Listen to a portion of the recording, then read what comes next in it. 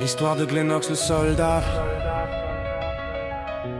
comparé aux personnalités de Glenox, qui sont nés ou bien devenus ainsi dus aux épreuves de la réalité.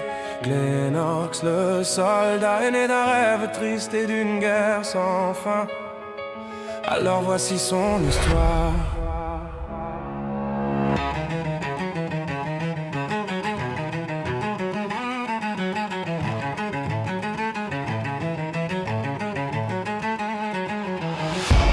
Avant de dormir, je regardais un animé sur un homme du bureau d'élite du Japon. Calculateur ambitieux et plaçant l'optimisation des performances avant les autres. Et à cause de ça, on l'a poussé sur les rails. Mais avant de mourir, il courroustieux.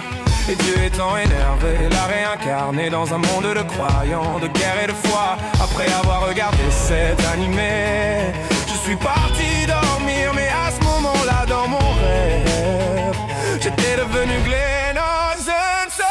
La valeur dans mon rêve, obligé de combler dans le soldat.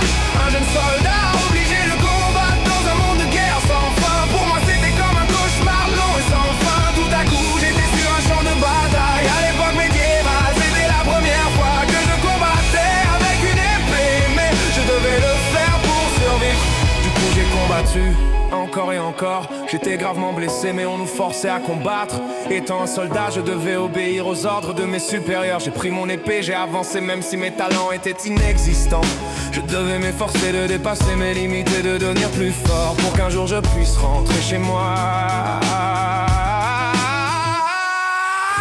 Le premier est arrivé, nos épées se sont entrechoquées. J'ai pris du sable et je l'ai lancé dans ses yeux. Et je lui ai dit qu'à la guerre c'est tuer ou être tué. Étant déstabilisé je lui ai donné un coup d'épée. Il est mort mais je n'avais pas le temps de me réjouir. On m'attaquait sur les côtes et je faisais du mieux que je pouvais pour survivre. Mais j'étais de plus en plus blessé. Le supérieur m'a dit allez c'est facile, continue encore et encore, ou bien on tuera pour insoumission. Puis après que la première guerre s'est terminée, on nous a libérés. Mais je ne me suis pas réveillé comme je le pensais. Mais grâce à ma paye gagnée j'ai pu dormir dans une auberge. Et puis pendant quelques années j'ai travaillé dans la construction. Mais pendant que je travaillais notre ville s'est fait attaquer par des bandits, chevaliers, mercenaires. Je me demandais mais qu'est-ce que j'avais pu faire ou ne pas faire pour mériter tout ça. Du coup la guerre a encore repris. J'ai pris une arme à la forge et j'ai combattu.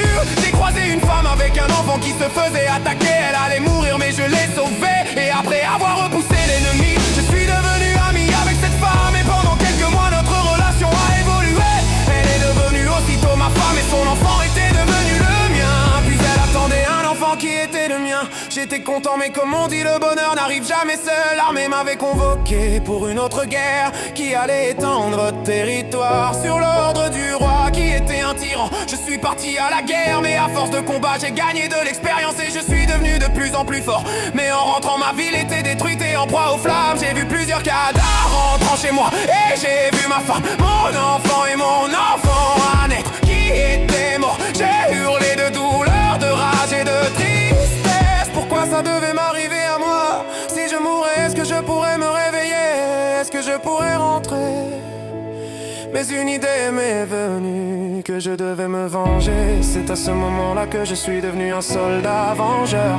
De champ de bataille en champ de bataille, je combattais seul. La tristesse et la rage m'accompagnaient pendant mes combats. La pensée de mourir était de plus en plus attrayante. Mais ma haine et ma colère envers ce monde étaient de plus en plus fortes. J'ai combattu encore et encore pendant 50 ans.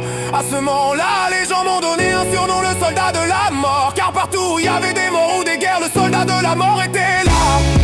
Un être ne vivant que pour la mort de tout être de ce monde. Et c'est ainsi que je suis devenu l'ennemi du monde. Il y avait 1 million de chevaliers qui étaient devant moi prêts à me tuer parce que j'étais un démon pour eux. Mais moi je rigolais.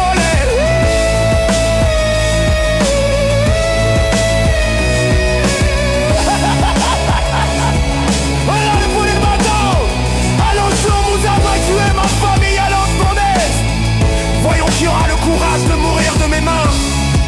Cette guerre a duré que dans des ans. Il n'a pas salé nos veins dans tout mon corps qu'ils avaient salé de partie, ils pas lâché. Ils ont utilisé cette faille pour me tuer.